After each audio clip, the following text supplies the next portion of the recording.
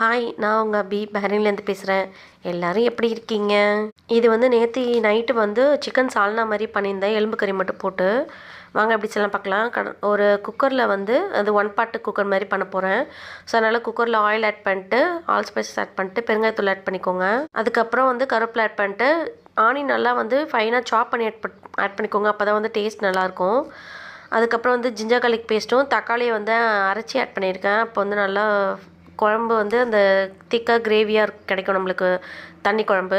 அதுக்கப்புறம் உங்களுக்கு தேவையான மசாலா ஆட் பண்ணிக்கோங்க. நான் வந்து coriander powder, garam masala, chicken masala, அப்புறம் கொஞ்சமாக வந்து மிளகாத்தூள், அப்புறம் காஷ்மீர் மிளகாத்தூள் தான் ஆட் பண்ணியிருந்தேன்.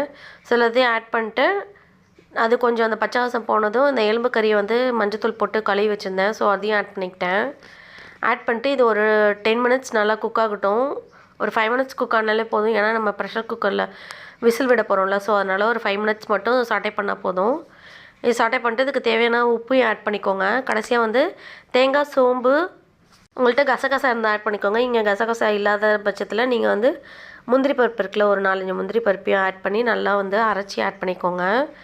நான் வந்து இன்றைக்கி அந்த மாதிரி பண்ணாமல் என்கிட்ட கோகோனட் மில்க் ரெடிமேடாக இருந்தது. ஸோ அதனால் அதை ஆட் பண்ணிக்கிட்டேன். இதுக்கு தேவையான தண்ணி ஆட் பண்ணிக்கோங்க. தண்ணி நீங்கள் வந்து நிறையா ஆட் பண்ணிங்கன்னா தான் அந்த சால்னா மாதிரி உங்களுக்கு வந்து தண்ணியாக உங்களுக்கு கிடைக்கும். ஸோ அதுக்கேற்ற மாதிரி தண்ணி எந்தளவுக்கு தேவையோ அதை ஆட் பண்ணிட்டு, நான் வந்து அந்த கோகோனட் மில்க் ரெடிமேடாக வாங்கி வச்சுருந்தேன்னு சொன்னேன்ல, அதை வந்து ஒரு 2-3 ஸ்பூன் அந்த மாதிரி ஆட் பண்ணிக்கிட்டேன். இது கொஞ்சம் நான் ஃபஸ்ட் டைம் வாங்கினேன், எப்படி இருக்குன்னு ட்ரை பண்ணலான்னு சொல்லிட்டு. ஓகேவாக தான் இருந்தது. பட் ஆனால் நம்ம ஃப்ரெஷ்ஷாக நம்ம பண்ணுறதுக்கும் இதுவும் கொஞ்சம் டிஃப்ரெண்ட் ஆகும்ல. ஸோ அதனால் ட்ரை பண்ணி பார்த்தேன். ஓகே, டேஸ்ட்டும் நல்லா தான் இருந்தது. பட் ஆனால் அந்த ஒரிஜினலாக நம்ம வந்து ரெடிமேடுக்கும் அந்த ஃப்ரெஷ்ஷாக பண்ணுறதுக்கும் டிஃப்ரென்ஸ் இருக்கும். ஸோ அதனால் அது மாதிரி பண்ணிவிட்டு குக்கரில் ஒரு 4 விசில் விட்டு நான் ஆஃப் பண்ணிட்டேன். வந்து தோசை, இட்லி, சப்பாத்தி எல்லாத்துக்குமே வந்து நீங்கள் சூப்பராக வந்து சைட் டிஷ்ஷாக வச்சு சாப்பிடலாம். கடைசியாக கொத்தமல்லி போட்டு இறக்கி எடுக்கோங்க. என்கிட்ட கொத்தமல்லி இல்லை. இதேமாதிரி நாளைக்கு ஒரு ஷார்ட்ஸில் மீட் பண்ணுறேன். தேங்க்ஸ் ஃபார் வாட்சிங். பாய்.